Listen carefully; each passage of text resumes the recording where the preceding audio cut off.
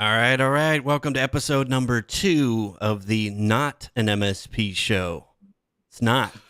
I'm Andrew Moon, Orange Nomad. I got my partners in crime with me today, and I will let them introduce themselves today. Hello? Shall I go first? I'll go first, I guess, in the middle. Next in line. Hello, I am Pete. And yeah, I'm Pete, and I used to own an MSP, and now I'm not an MSP owner. And I run a whole brand called Not a Business Coach, which I guess is where the Not an MSP... Actually, where the Not an MSP came from, I guess, is because I don't feel like MSPs are MSPs. First of all, the word MSP is only known by MSPs. Customers don't care about what MSP means. And secondly, MSPs are so much more than MSPs nowadays because of all the other stuff they need to take care of. So that's the reason, thinking behind the name. Yep. Over to Scott, who's on that Perfect. side.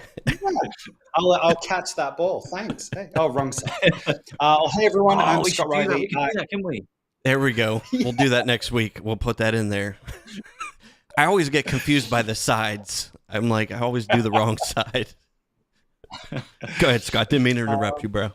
No, you're all good. You're all good. It's nice to be here because last week I was on a plane and I wanted to join live from the plane and I couldn't because there was no Wi-Fi. And also, EE, our cell phone provider, decided to just have a total outage across the UK. So I had no internet. It was actually quite cathartic to just have no internet. I could just put the device down, although I didn't. I picked the device up and I just played Crossy Road for 2 hours until we got some internet back. But sorry, hey everyone, I'm Scott Riley. I do run, a managed service provider, an MSP. I would honestly say we're more of a consultancy business that works with small businesses and helps them make the most of what they need from their technology. But yeah, that's me. It's great to be here. Great to see everyone. And thanks everyone for commenting on where you are today. We're looking forward to getting into today's topic. Yeah, welcome, Jez. It still shows up as LinkedIn user. I don't know why that is. He and I actually did connect last week. So he's a first level connection. That might be because he's coming through my LinkedIn stream maybe rather than your that's one. That's possible. Yeah. So we're going to work all that out next week, guys, just to let you know. We'll preempt that. We're going to stream everything from our new, brand spanking new YouTube channel. So if you haven't subscribed, we're at 103 subscribers already this week. So if you haven't subscribed, please do so. We may be in a 30-day probation. If you're watching on LinkedIn, if you can go and watch over on YouTube, then we'll be able to see your name. Yeah. I think. And I think the comments show up a little quicker, too, on live streams, because there is, with LinkedIn, there's like a 20 to 30-second delay in some of the comments at times. That's because they're running on Microsoft Minutes. That's probably it, man. Maybe they'll get faster. I don't know. We'll see. So, yeah, he said he's actually on mine. Okay. I was like, go. See, now it's showing up as a third-level connection. So, I don't know. It's Microsoft. It's all I'm going to say. It's Microsoft. So it's good? We'll leave that to debate. So since you didn't get on last week's live stream, Scott, you missed a special gift to you, and especially since you were on a plane. So here's what we played, a little gift for you. Oh, it's so good. Oh, yes. Oh, that was just for you, man. That film. Mwah, chef's kiss. It's such a good film. Oh. All right, you got to tell us. Speaking of which, Andrew, go ahead. Have you looked at the YouTube stats in the YouTube studio? Because the last live stream we did got copyrighted. I've got to connect. I don't think it was that way. No, I've got to connect our Epidemic Sound. I checked that. Oh, okay. I have to link my Epidemic Sound account to our new YouTube channel. So, no, I was good catch though. So.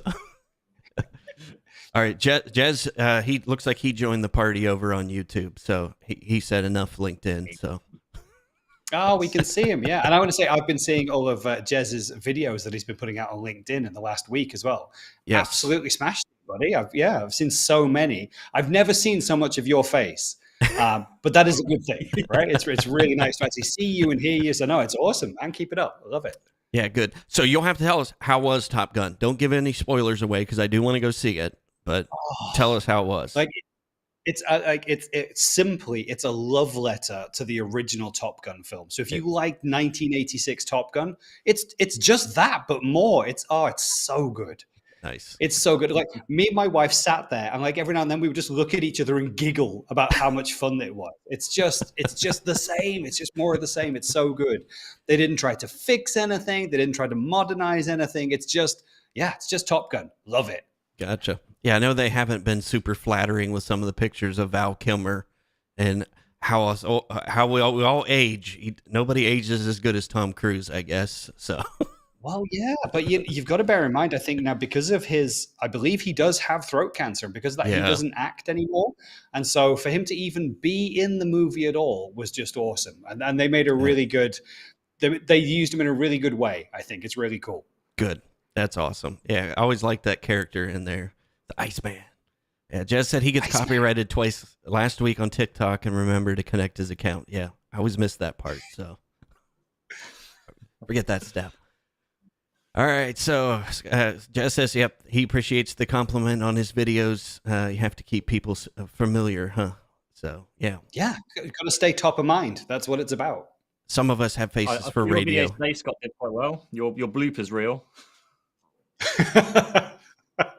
we found that we were looking for something else and we were like, oh, what is it? Oh, remember when? And then we realized like we never showed anyone that video. So we were like, yeah, let's share it, because it had us all in stitches in the office this morning when we found it. So we're like, just put it on LinkedIn. There was one swear, so we put a little bleepy noise over. But so much fun. Get one of these.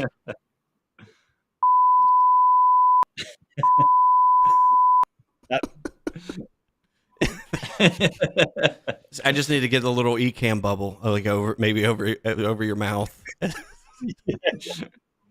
Yeah, my wife's like, the censor button doesn't work. She's like, we know what people were saying. So she's like, you already thought it, so it kind of ruins it. Anyway, all right, let's jump into our hot topic this week. We want to talk all about strategies to prepare for recession, and we are not here to bring gloom and doom. So first off, I think you guys agree with me. That's not what we're about. So I'm going to pop over here to a couple LinkedIn posts just to kind of preempt, and the discussion is going on right now. This was an article 4 days ago on LinkedIn. The risk of global recession is on the rise. And this one was like not even a half hour ago. The gross domestic product here in the United States, the data was released today, and the data points to recession. So rather than put our heads in the ground and pretend that it's not coming or not already here, I figured we would talk about just ways to prepare for it. And that's really what we want to do today, is just figure out ways to prepare for what the inevitable is. So first off, I want to ask you guys, have you guys gone through a recession in any of the businesses that you currently own or have owned in the past? So I did as an employee. Gotcha. Yeah, I was going to say not in like where I've owned a business. This is like my first go, and hopefully I feel young and sprightly enough to do this again. But no, this is the first time that it'll be a recession. And yeah, I think someone from, is it White Computers says we're already in one. Yep. And Andrew. Yep. Yeah. And it's, like I said, it's here. You know, we're already on the front lines of it. But what we want to do, I've been through a few. The last one that was really in the MSP world for me was 2008. I had a 4-year-old kid at home and a 4-year-old MSP. So yeah, do the math. I started my MSP the year my son was born. So yeah, it was not pretty times. Yeah. So I remember rolling change in my living room to getting that business started so I can make a car payment. So yeah. But anyway, you know, so I've been through several. I've been through the .com bust with a different business. I've been through the 2001 right after 9/11 here in the States. I've been through quite a few. So we want to just kind of share some things that we have learned in dealing with recession, things of gearing your business up and gearing your mental state up for being able to be prepared. Because I think that's the worst thing we can do is pretend that it's not coming and be unprepared.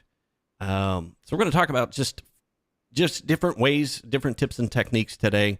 The first one that I come up with is I just kind of I usually try to keep it to 5 or 6 because there could be a million different tips on how to do that. But the first one that I go back to, and for me, rolls all the way back to 2008, where this became vital for me, was maintaining, improving, and nurturing business relationships. So what would you guys give as far as advice on how to do that right now, before it, and maybe during the recession? Maybe should your strategy change, or how should you react? Yeah, definitely. I think, I was going to say one of the key things here is it's the relationship side of things, but from a business perspective, like helping you get through the recession as an MSP owner, is to look at those customers that you have and look at the services that you currently provide to them, and figure out, you should have a really simple matrix. If I have these customers and I have these services and these people take these services, so that you can have that opportunity to have the discussion with each of them to say, hey, you currently take this and this from us, but we also did we also did these things. So you want to be starting to build out that communication that says, hey, an awareness campaign of the other things that you're able to offer and help with, the other services that you provide.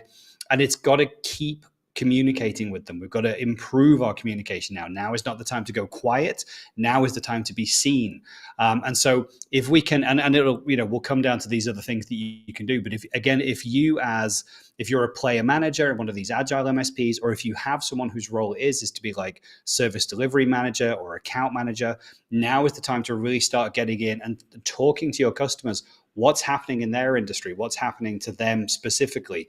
Are there any ways that you can help to reduce costs, by, better use of technology, or, better licensing, something simple? But are there things that you can do to really help make a difference? And that might actually then lead to more of this cross-sell, upsell of other things in your portfolio. So you're strengthening your revenue line, you're strengthening your relationship, but also you're taking that time to stop and listen and see what's affecting your customer. And then that's going to help both of you figure out a great way that you can work together through the next period.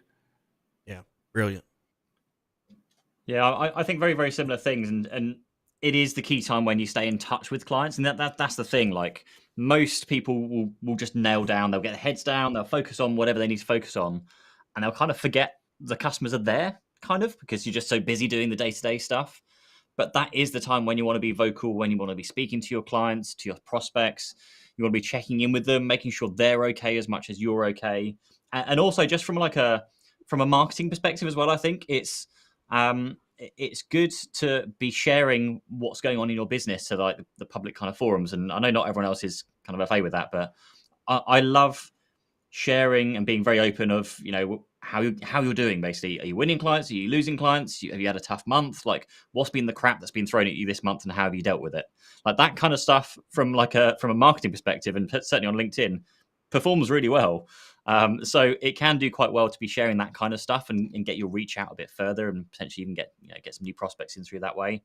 But yeah, now is the time to be reaching out to clients, booking in those catch-up calls, those QBRs, the TBRs, and just making sure you're in communication with them, because I'm sure everyone knows, but when a client goes quiet, that's the worst thing. Like, you just have no idea, and you can only assume the worst at that point.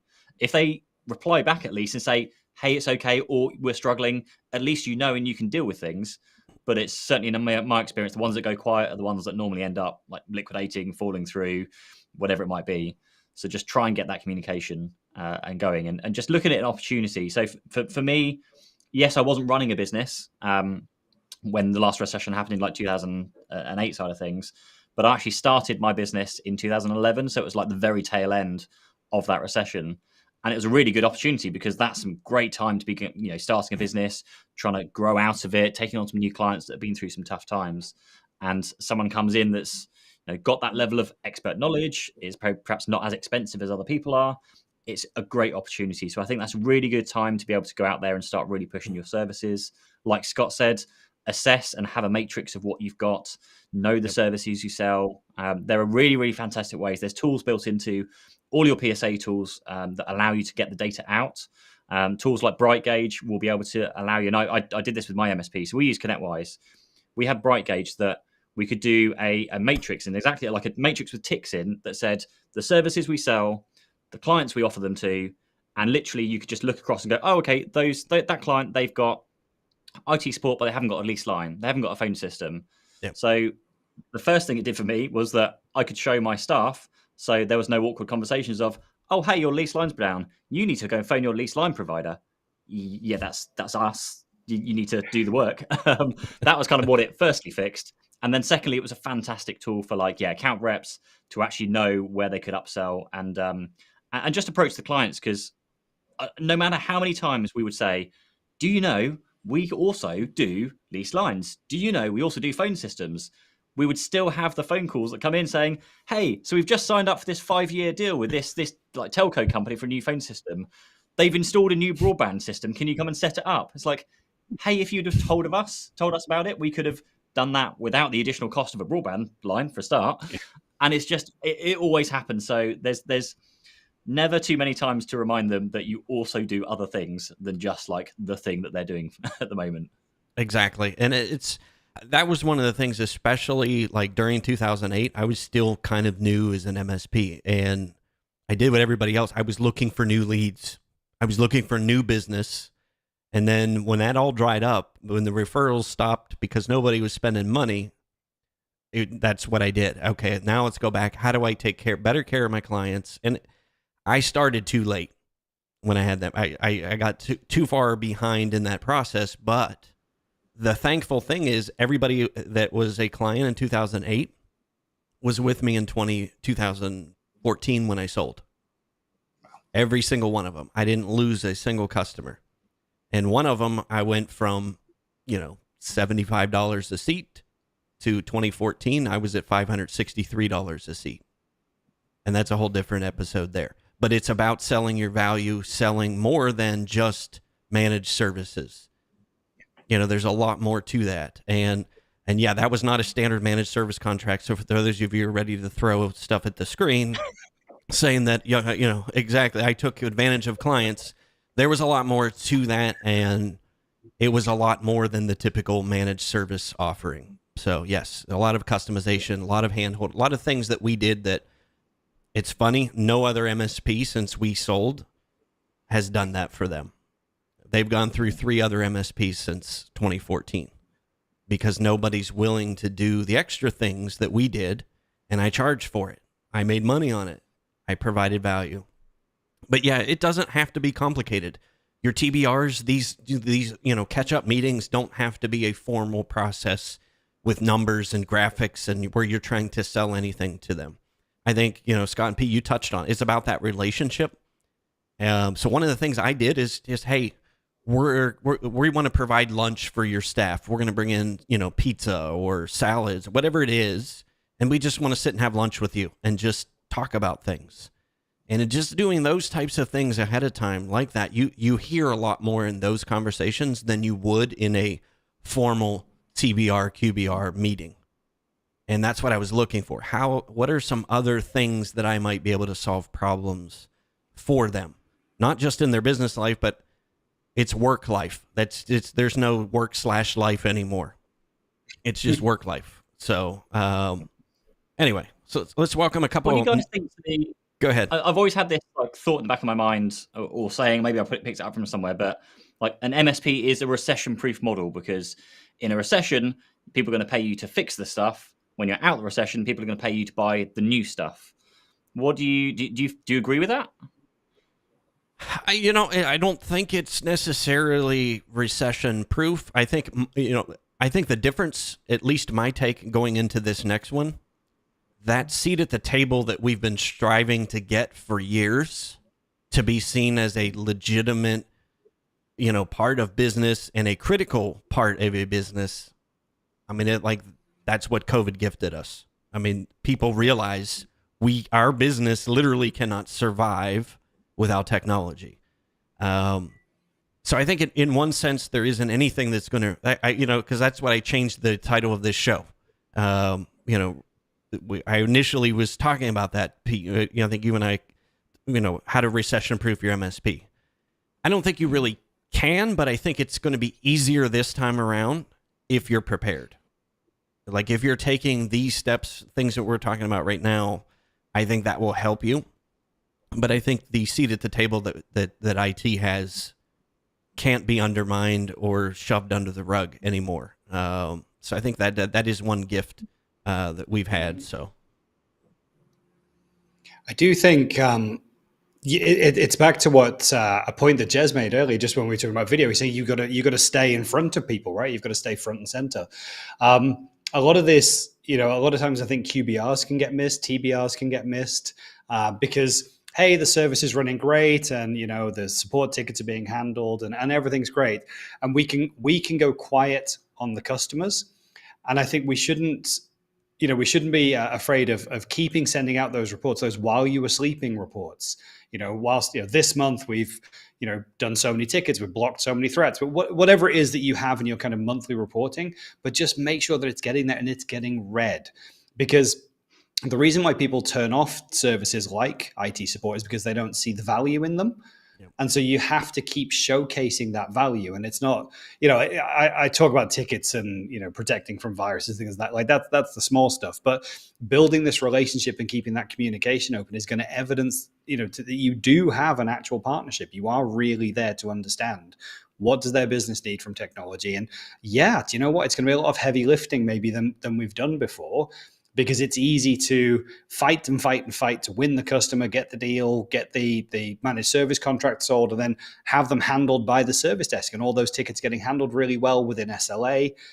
But is that really the partnership and relationship that we wanted to build? And so, for some MSPs, this is going to be, a lot more effort to put into that relationship management over time. And in the smaller businesses, that's going to put more strain on the owner operator. And so it's going to force you to look at, well, how, again, can I offload? And we always talk about this. How can I offload my tasks so that I can spend my time on the important things? And, this business relationship with your customer is number one, I think, as we're in this, heading into this recession. Yeah, for sure. And I think, like Pete mentioned, it's going to be, you've got the tools. I mean, so don't get stuck in the tools. We have the tools. It's going to be about just carving out the time and making ourselves visible. So Sean Lardo, welcome to the broadcast. We appreciate having you today, brother. So speaking of ConnectWise, so he is with ConnectWise. Let's welcome Robert Gibbons to the show. We didn't give you the proper heads up there as well, Robert. So got to give you the DJ air horn there. So White Communication said, like Pete, I started my business at the end of the recession. Great timing, as lots of other startups needing IT formed too. So I think that is an opportunity. That's what I saw out of 2008. A lot of businesses started during that recession. So I think, that's an opportunity. We'll get to that in a minute about a different point that we have on that. Marco Hernandez catching us again this week. Appreciate you, Marco. Said, catching up with the live broadcast. Greetings from Toronto. And let's see here. Simon Carlo, we appreciate. He's got the man flu. Boo! Oh, man. Sorry, man. Sorry. Nobody likes being sick when it's nice outside. No. So, we entertain. So that's what we're here for. We'll provide some entertainment while we're here, Simon. So. All right, let's go back up here. Sean did have a question. Let me make sure I didn't miss it. So we'll try to cover questions as we go to. What was the percentage of total revenue between your service offering and products you resell? I'm assuming that was probably directed at my MSP practice, Scott, with my $563 seat customer. That was a mix of everything. We did everything. We provided hardware as a service. We did their website, unlimited support on their website. I owned everything on the network. Routers, switches, phones, monitors, mice, like everything. And it was anything broke, they'd never had to worry about it. We just put in a new one. Their contract stayed the same, and they loved it. But I didn't do a lot of product sales. I made sure that when we did product sales, that it was included in an MSP pricing. So if it was new hardware, obviously they would be charged for that. But everything after that went into hardware as a service. At the end, we were doing complete hardware as a service.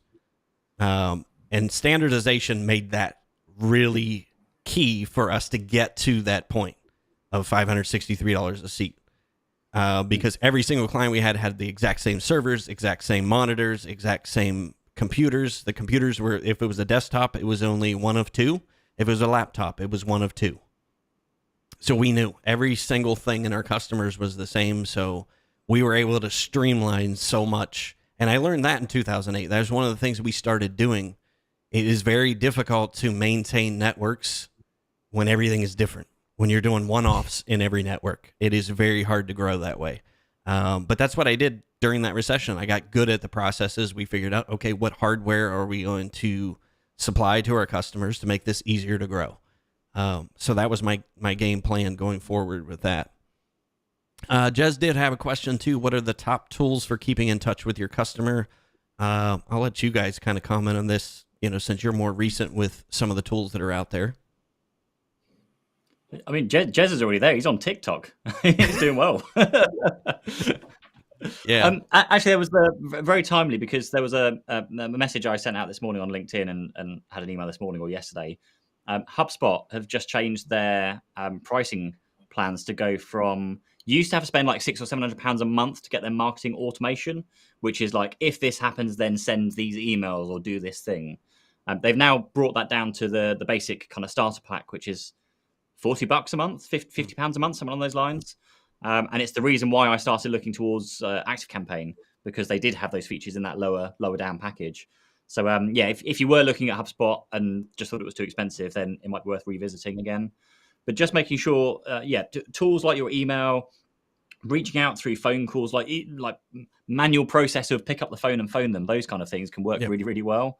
I love the whole video marketing thing, because again, it's a great way to stand out from the crowd, from everyone else that isn't doing it already.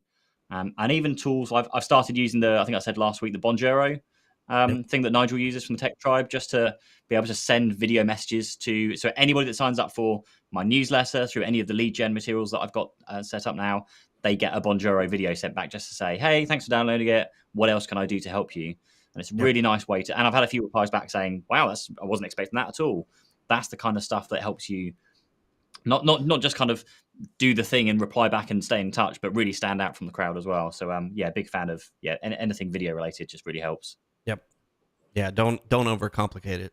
So super simple tools there. Any other tools that you could think of? I know we could sit here and talk about tools all day. We love to talk about our tools.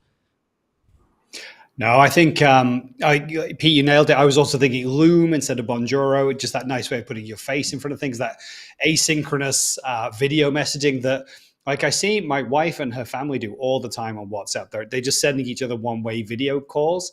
And I don't know what it is, but they always seem to be like one step ahead of what I then see happening in business. I'm like, oh, this really should be more of a thing. But I think, Robert makes the exact point. Pick up the phone. It's that real human to human communication that people want. And you might phone at the wrong time. So I love the idea.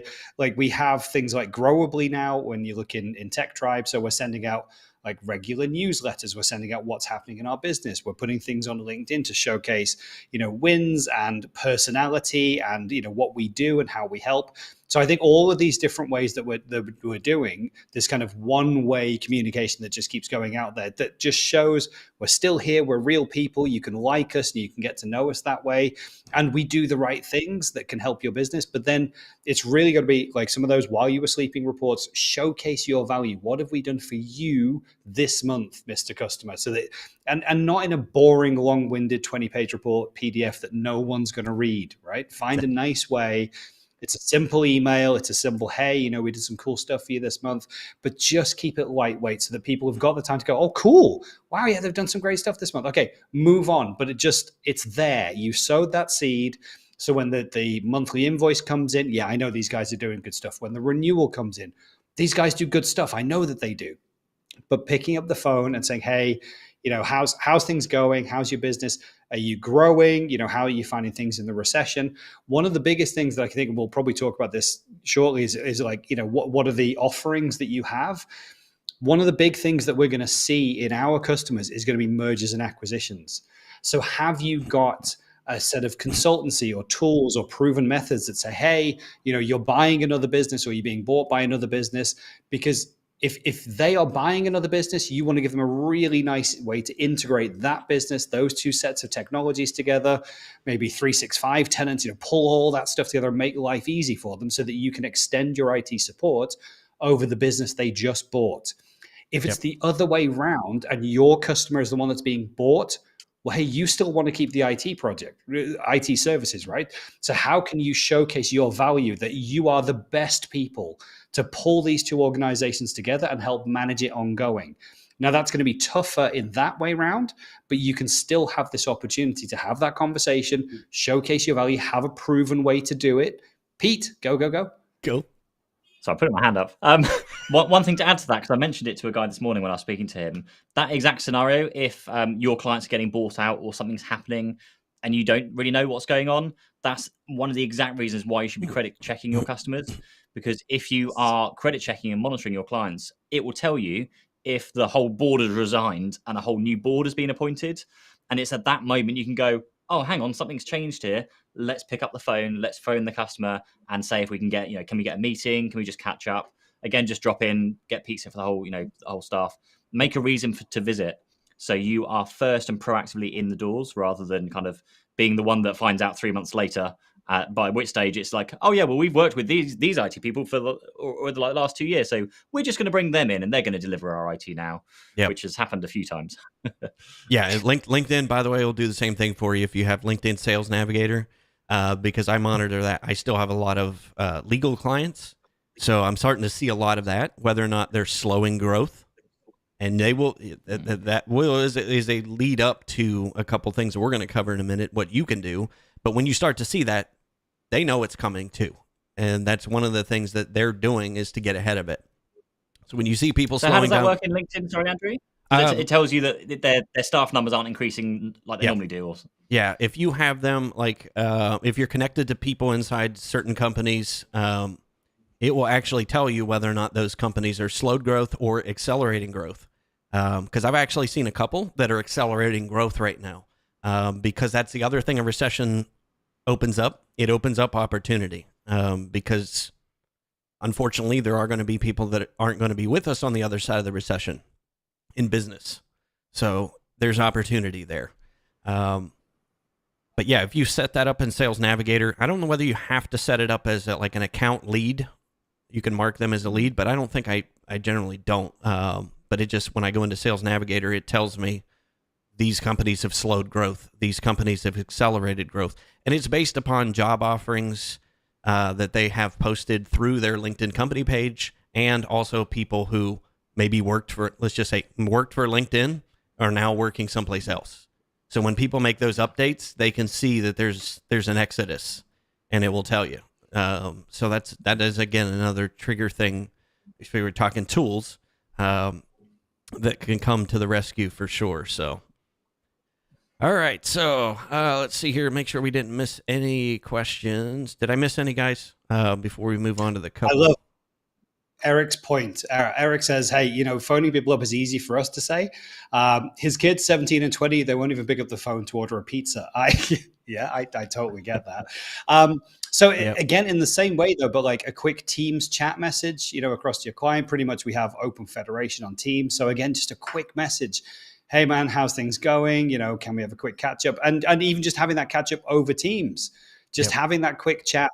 And again, that can be asynchronous because they can see your messages and then they can reply when they have 5 minutes. Because again, getting hold of people, might be difficult, or they just don't want to chat that way. But actually chatting with them on Teams, just text to text, you can still kind of build that relationship. You can still get the essence of what's happening. And if it turns into a longer conversation, you're like, hey, why don't we catch up for a coffee or some pizza, at a lunch, and arrange it that way. But you can get that first communication in through Teams as well. It can be a really nice way. Yeah. Other instant messaging platforms are available. Yeah, exactly. So welcome, Eric, rejoining us. Been a while since I've seen him, my fellow Ohio C-Bus compatriot. Let's see here. Marco also said the bubble on his website sends an SMS through Globally has been amazing for him, allows him to respond immediately. So that's good. You're improving sales process communication. Embedding Calendly on his website has helped referral partners send me more referrals. Great. Just closed the sale this morning because of a prospect only had my URL. Excellent. So those are definitely ways. So let's see here. One last comment before we get into the other ones. Marco said, wow, very interesting. Low-hanging fruit right there if you have identify a growing company equals IT needs. So that kind of goes back to what the initial one we were talking about, maintain relationships. That's when I started my LinkedIn journey, was in 2008. I've been on LinkedIn since 2006, but I started going through and just building relationships in fields that may not ever become customers because they can refer people to you. So perfect there. All right. So we'll get to the second point now. We're gonna know we've got lots more. We could talk about that first one forever. The second one I had here was diversifying our offerings, and I think we've kind of touched on a few of those already. One of the offerings that we started providing after 2008 was website services, website hosting. We started with. I know a lot of IT folks, for some reason, I don't know why that is. A lot of IT companies will not even host their own website. Like, they're relying on somebody else to do that. And I'm like, why do I want to do that? It's really not that hard. And you just go, there's lots of WordPress developers out there. There's lots of WordPress guys who can do tickets for WordPress. And that's what I did. I went and found somebody that when a ticket came in, it would go automatically to him. He solves the problem, closes the ticket, moves on. But you provide that as a resource, and I was able to charge money on our managed service contract for providing managed web hosting. Now you've got managed security, managed backups.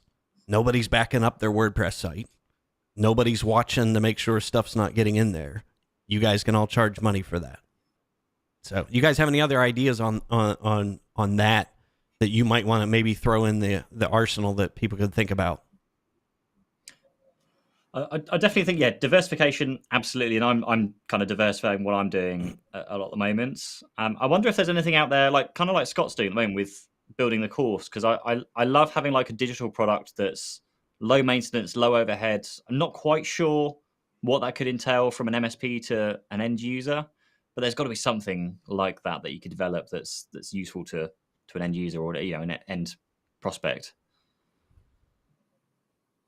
I think, I mean, for me, when I look at diversification, I look at it, especially in a recession model, with how do I do that and stay lean the whole time? Yeah. How do we keep the business lean, keep the staff low? So if I'm going to diversify the portfolio, I'm probably going to do that through a partnership with someone, through someone who can provide a great service that I can integrate our system so that the ordering process and the billing reconciliation is easy, so that it appears transparent essentially to our customer that, hey, we provide this service to you, but it's backed off to somebody else. And we've talked many times that, I do that with our service desk, but are there other services like that, like 24/7 managed security operations?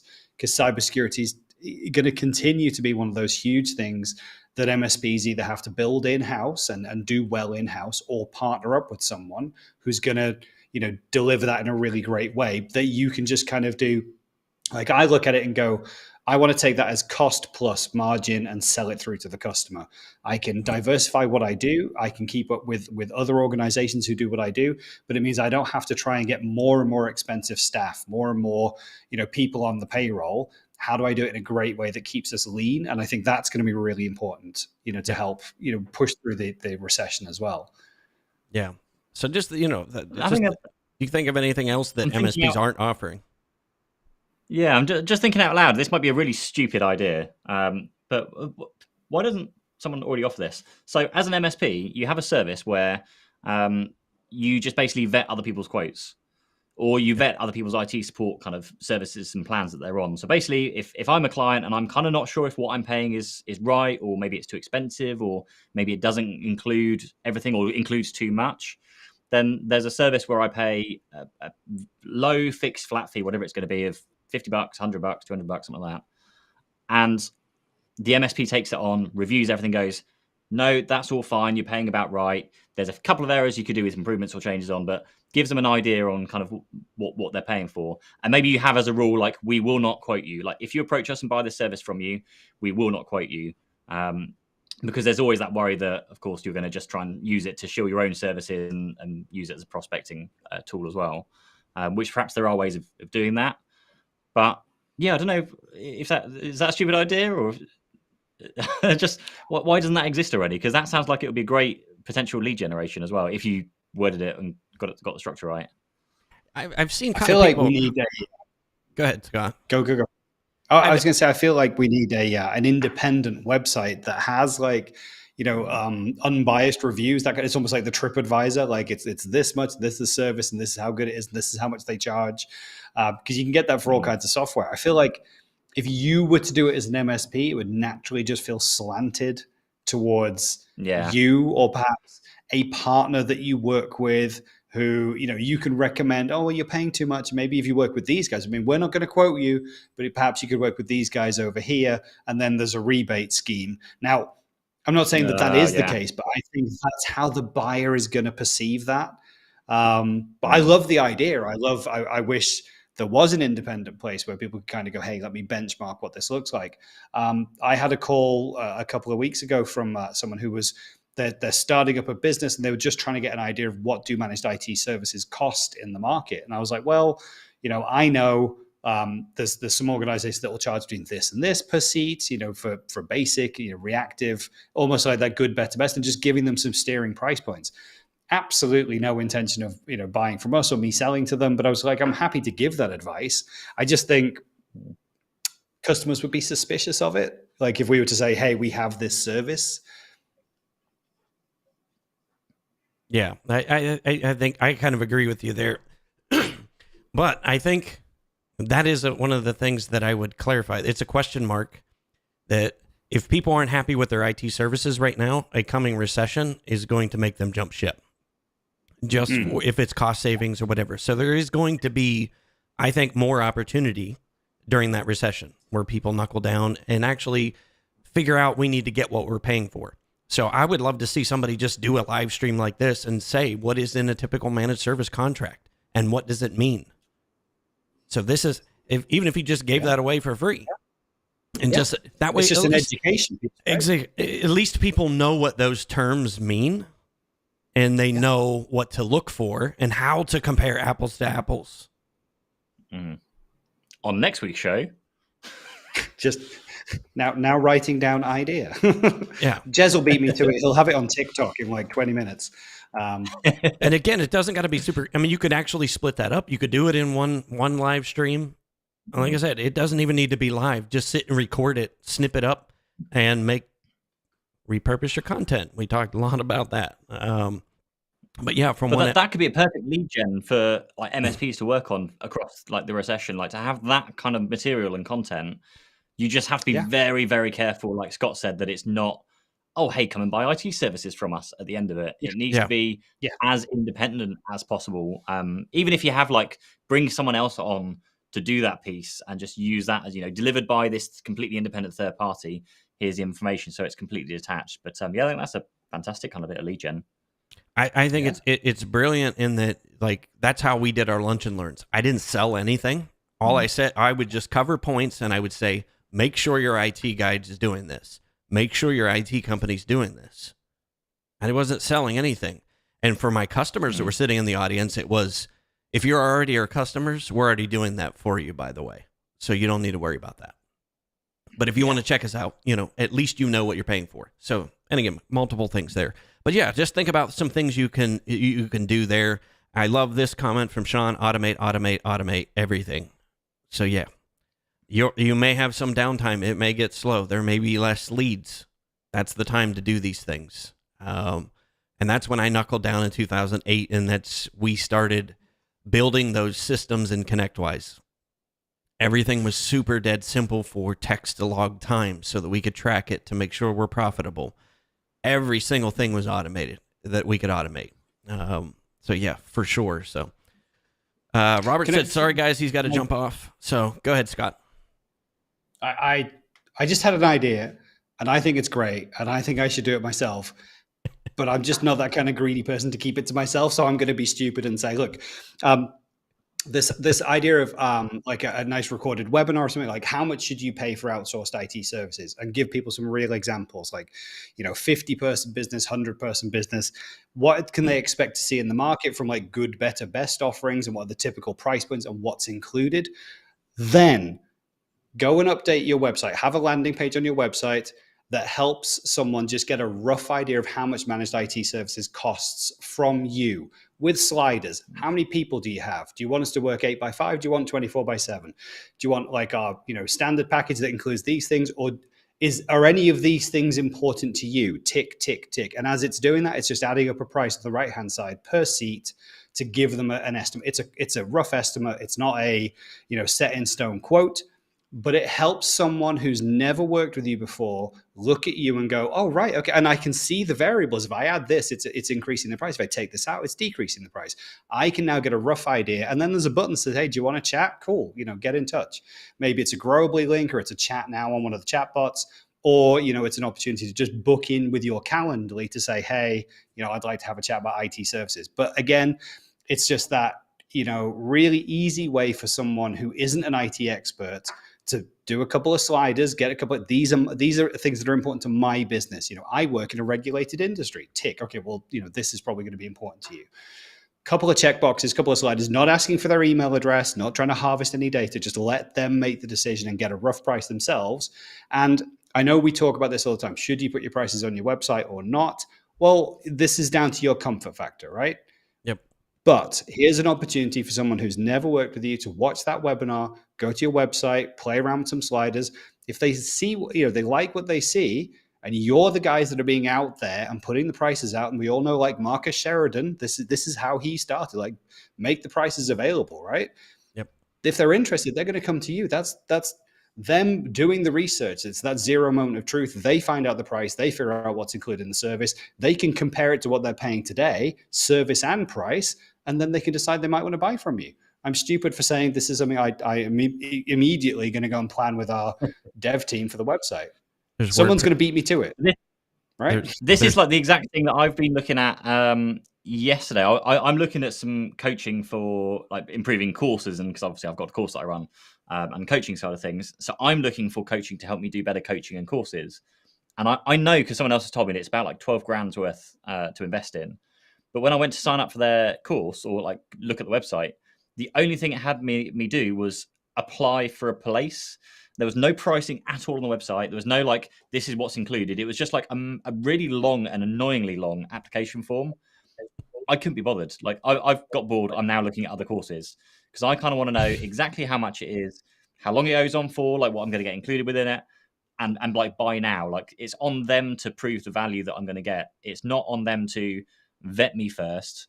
And if pricing's hidden, it always just feels to me like they're gonna speak to me first to find out how much money I've got, which then is going to dictate the price they quote me, because they know I've got some money to spend. They're going to quote me a little bit more. If they're on a budget, then they're going to quote me a little bit less, and it'll be cheaper, but basically get the same thing. So yeah, just it applies to IT, but it also applies to other areas. Even though it's a high ticket price, I think that's the argument a lot of the time is, MSPs, this bespoke, it's very expensive. It doesn't matter. Like it applies in all sorts of industries. You can spend a lot of money. There's no reason why you can't show your pricing, and it's on you to explain and dictate and show what dictates prices, what controls the price going up and down, and how can the price come down. If we always did this when we quoted clients and they're like, it's a bit too expensive. Like, can you do anything on price? We literally take the project plan, show them the project plan, and say, well, you just tell me which ones of these tasks you'll be doing, and then we can reduce the price. Yep. And they went, oh, okay, there's quite a lot to it. That's fine. You just crack on. Yep. And by the way, I Scott, like, there's a WordPress plugin for that. There's a WordPress plugin that will do that. It's like $60. I'm on it.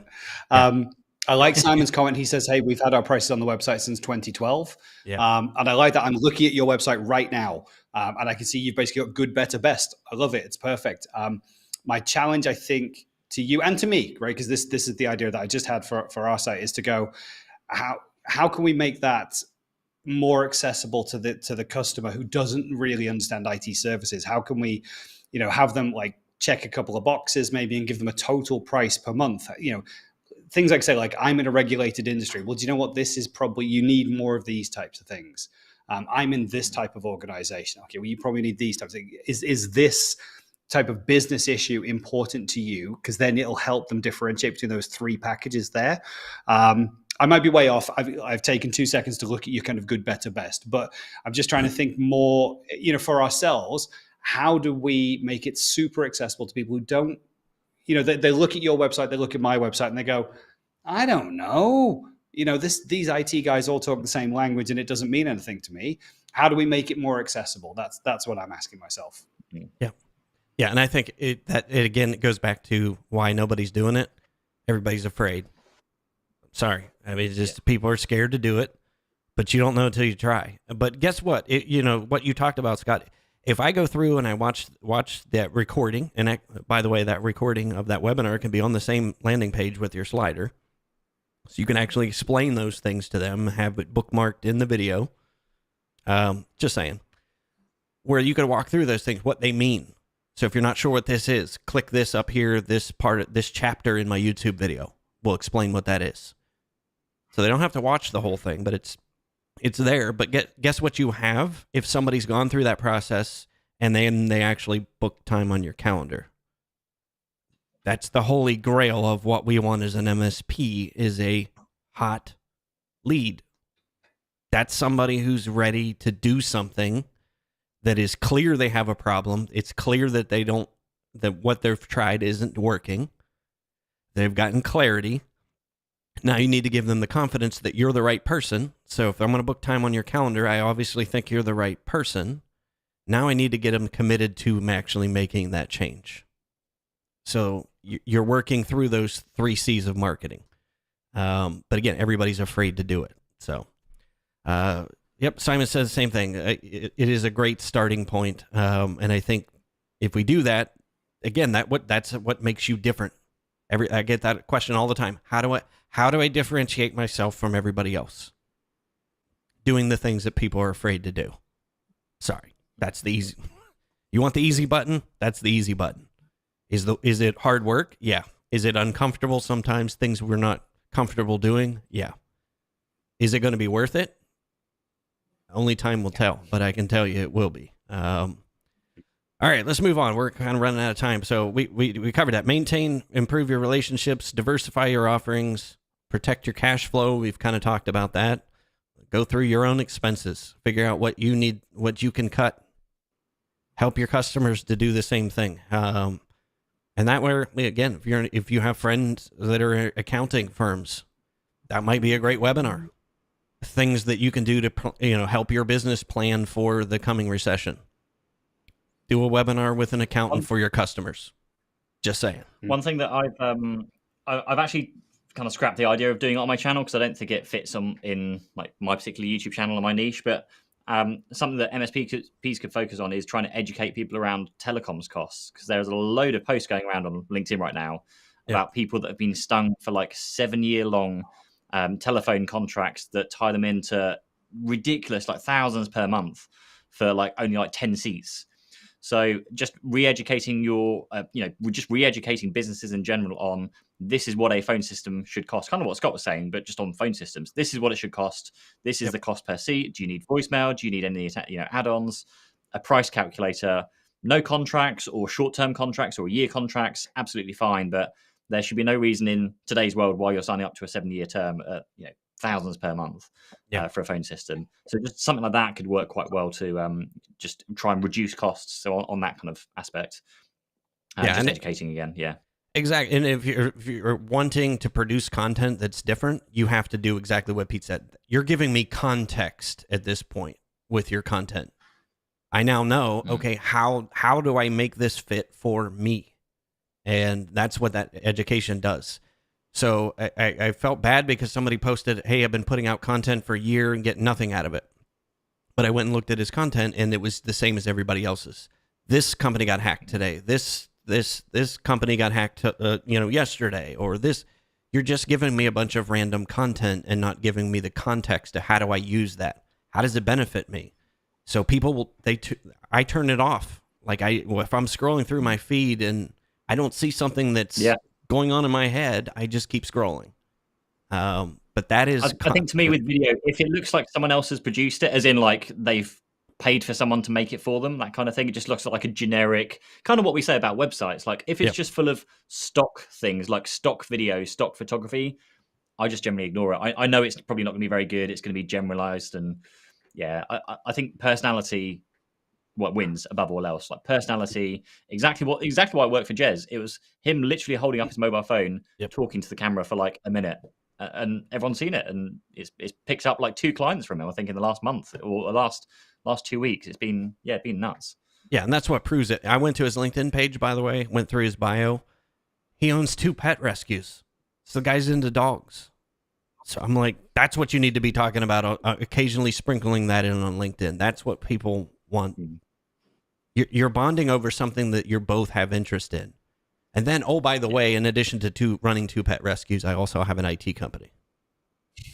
That's how you create content that's different. You're giving me also context. Loves his Tesla, which he's nicknamed as Jesla, which also gets a few comments. Perfect. And again, it just allows us to relate to you as a person. So exactly. Let's see here. What else we got? To keep debt and expenses to a minimum kind of goes in with protecting cash flow. And again, that's something you can help your customers go through. Kind of what you said, Pete. Look through what are the things you know they're spending on that are tech related that you could offer help with. Hey, can we look at your telecom bill? We don't really, even if you're not doing VoIP, you could pass that, have somebody look at that and say, hey, I think you're probably paying too much. I can have somebody over here that maybe can take a look at that and just kind of verify that for you. You're offering to help me. So those are the main one I have with that is it's normally broadband connections. If they've got a telecom service, they've probably sold them a broadband line they don't need, because had you been part of the discussion, you could have just put in the one line that you've got and just VLAN'd it and segregated it and done all the clever stuff. Saves them 40, 50 pounds a month. Yep. Maybe they've got that again in another office, so you can save them a lot of money by just doing small tweaks like that. Yeah. By the way, Eric Steffi, who's on the call today, me and him go way back. He was one of my telecom broadband connections, and that's what I would do. Yeah.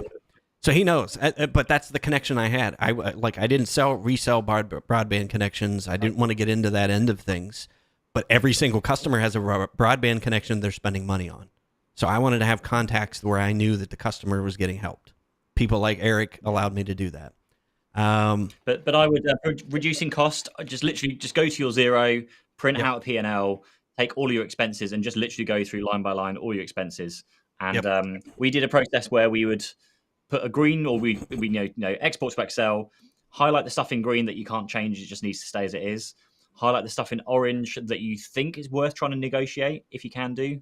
Even things like your RMM tools, PSA tools, there's no reason why you couldn't go back to your RMM vendors and just ask if there's any way to reduce it. Because in some cases, there are silly things like if you buy more licenses, you hit a new pricing tier, which then drops the price. Things like that you don't know until you ask the question. And then anything that you can just kill off because you don't need it anymore. Just put it in red. Maybe you've got like a Spotify subscription when you used to have an office. Now you don't have an office, so you can kill those off. Just things like that. So yeah, Excel spreadsheet, green, amber, red, and then run that every like 3 months just to make sure you're not missing anything. Yep. And I guarantee you there are tech tools that you're probably paying for that you're not using. Just saying. I had a bunch of them. I know I am. I keep signing up to these monthly services, and I keep thinking, I dread to think how much I'm spending a month. So one of the things I've put on my list is to review my monthly costs now. Shiny new toy. Let's sign up to that. Exactly. $50 a month.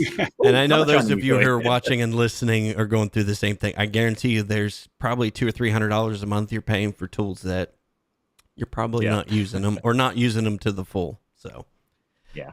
All right. So the last one, we leave the best for last, and we should have carved out a little more time for this one. Continue marketing. And I know that's kind of the trigger when people want to start saving money. That's usually the first thing that gets cut. What would your recommendations be to somebody in that spot? So my gosh, don't stop. Yeah. This particular one is concerning to me, because with half of my life now being in the YouTube marketing world, there is a lot of information going around now about what to expect from, because I've never lived through a recession with a media company or a YouTube channel. And the last times it's happened, everyone expects your views to go up because people are out of work and they're stuck at home on their couch again. But the ad rates just drop by half. Marketing companies stop spending, or not marketing companies, marketing departments stop spending money on campaigns. So they cut their budget. So people, sponsorships, affiliate marketing, those kind of things drop down again. And it is completely the wrong thing to do, because as an MSP, you need new clients. You need to be putting yourself out there. Exactly what we said at the very, very beginning of this. It is the opportunity to be out there, standing in front of all the other kind of people that are being quiet and not doing anything, and they will be the people that struggle. It's now's the time to put the extra money into your marketing budget, and kind of like the stock market kind of thing, which is horrendous looking at it now, because every time you look at it, it's your money's getting less and less and less. But you invest now, and you invest the money now. You pick up the clients, and then you ride the clients. Recruitment companies, it's going to suck for recruitment companies because they're going to really struggle because people are going to be doing a lot of layoffs. But if you can pick up those recruitment clients amongst that recession, they can go from very quickly having like 5 or 10 people on their team to 30 or 40 as they kind of grow out the recession, as they're getting staff into their clients. So there are opportunities there, but you won't see them unless you're doing some marketing. So yeah, just it's bad. It's really difficult because, of course, when things are crashing, you don't want to spend more money on things that you know are crashing. But it's why it's that, I don't know. There's a name for it, but it's the time you do, because those are the people that win at the end of the day. Also, I've heard. But we've also said, like, this doesn't have to cost a lot of money, right? We always think of marketing as this big expensive thing, but we've already talked about Jez. He's making videos on his phone and uploading them straight to LinkedIn, and he's winning clients because again, he's just being present. He's being top of mind. He's talking about things that are resonating with people, and it's that continual feed of information that's going to win clients. We've talked about this. I feel like many times now, where you can spend £20,000 and get a video production company to make a really slick video for you with stock footage and those whirling clocks in London and great sound and cool, but like nobody watches it, or it just lands at the wrong time, or it's long and boring. Whereas, if you look at what Jez is doing, is he's making short videos. They're easy to make. He's using a phone. There's no, additional lighting or cameras or microphones or anything like that. He's getting a short and sharp message across, and he's capturing someone's attention. And if that one video doesn't catch it, well, do you know what? He's made 3 more since I saw that one. And he's kind of doing this. I don't think it's daily yet, Jez. You tell me if I'm wrong, but it's at least every other day, I think, that I'm seeing videos from him pop up on the feed. And that chance of just being out there, being visible, being friendly, giving away value, he's going to win clients. And that isn't a cost. So when we say continue marketing, we're not saying, hey, you have to continue like a big, huge spend on marketing. Simple tactics like that. When we talked about diversify your offerings, but look at your marketing strategies. And I know video is scary. I get it. Look at my bloopers that we sent out today. Like, it can go wrong, but also it doesn't have to be super polished for you to start winning clients. Yep. And I've got a coaching client that's or he's on my course. Marcus, he runs a cybersecurity firm, and he messaged me. I'm just trying to find the message. He messaged me last week to say, I don't know what happened on my poor neglected YouTube channel, but I just got 4 paying new customers through it. Goes to show spending some time on video marketing does actually work. This is from a guy that hasn't actually uploaded a video in, 2 months, but he's picked up 4 paying clients. And I hate like banging on about video all the time, but just that goes to show that, the time and effort you're putting into a proper marketing budget, or from my point of view, I always think like going to networking meetings and taking that time out to spend an hour or 2 in a networking meeting full of people who probably don't care or even want to know you or what your services are, versus spending that same amount of time just sat in front of a camera, feeling really awkward, hating your voice, hating what you look like, but you can actually do something with it. And someone else was talking about this recently with filmmaking. Like people, it's quite the film festivals. Trying to get a film on at a film festival is such a big challenge for those big filmmakers, and you can do that, and you can put all the work into doing that. Oh, sorry, am I still on? My screen's kind of frozen a bit. Yeah, it's still on. Yep. Okay, cool. They put all the effort in going to a film festival, and they'll get through, and they'll get it in front of like 5,000 people at the film festival. Huge amount of work involved. Or they can put the same amount of work, probably a lot easier because they're not having to try and push through all these barriers that are put in front of them all the time. Create the film, put it onto YouTube, and 20,000 people can see it, 50,000, and not just like one off. It's constantly there for people to view and build traffic for you.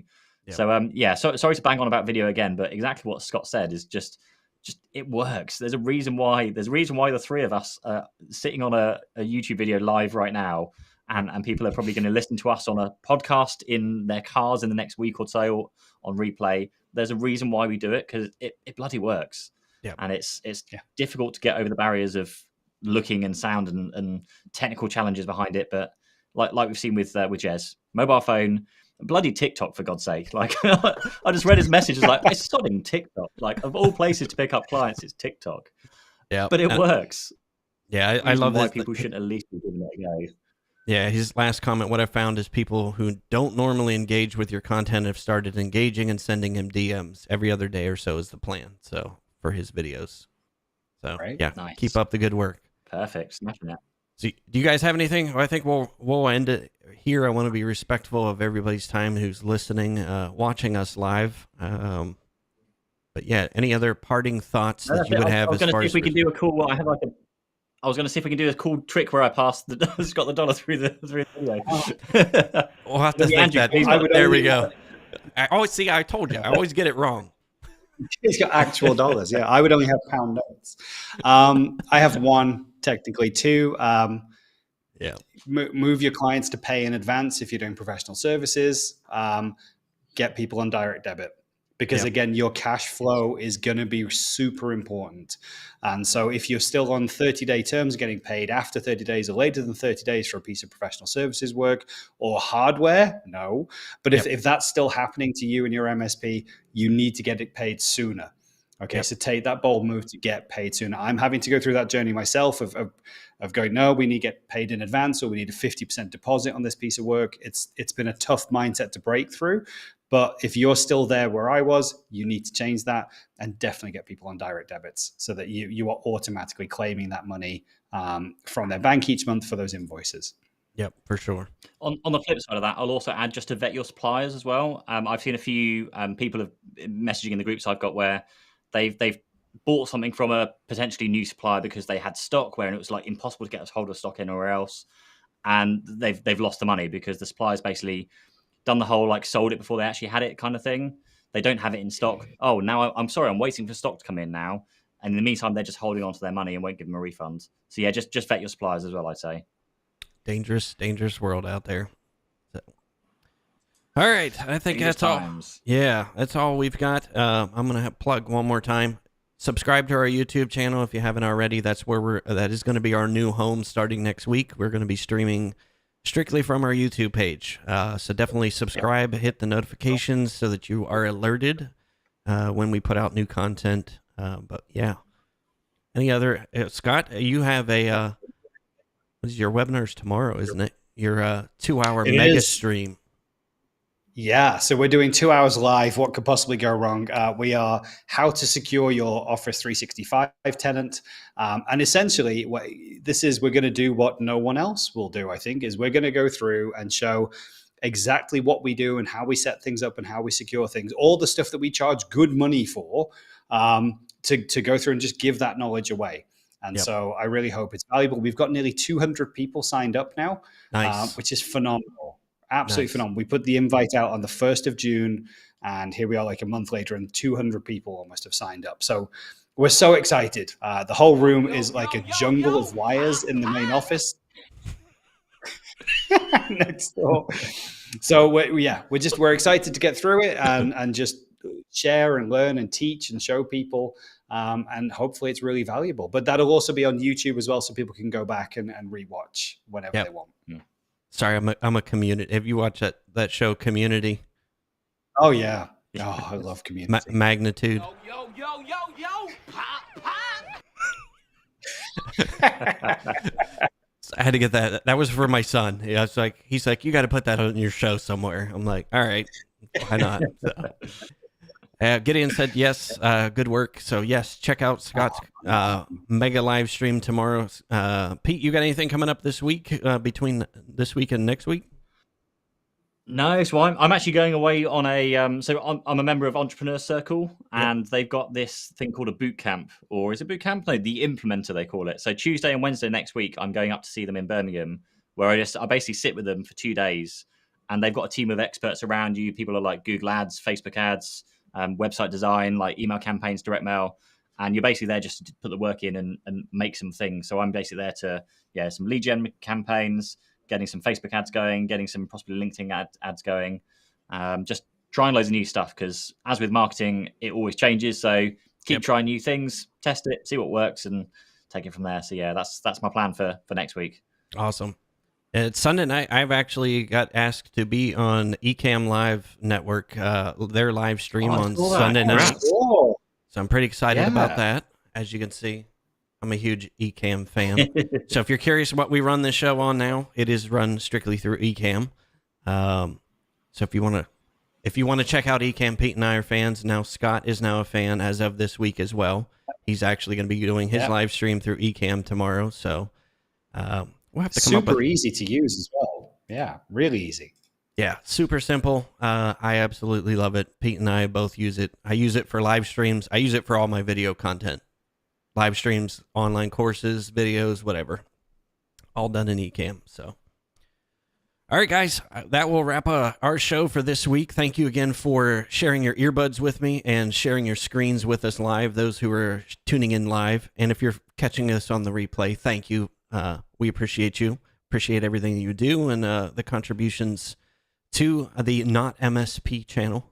So, all right, any other parting thoughts, guys? That's it. Same time, same place. See you next week. Have an awesome week, guys. Speaking of which, see you soon. I won't be here next week, so we'll figure something out. But I'm on that course next week, so Gotcha. We'll see what happens. So we'll see. Maybe Scott and I will hang out next week and talk about Pete. So. Oh yeah, we smashed it last time when Pete wasn't here. It was like the best, and then we got to talk about him the whole time. Oh yeah.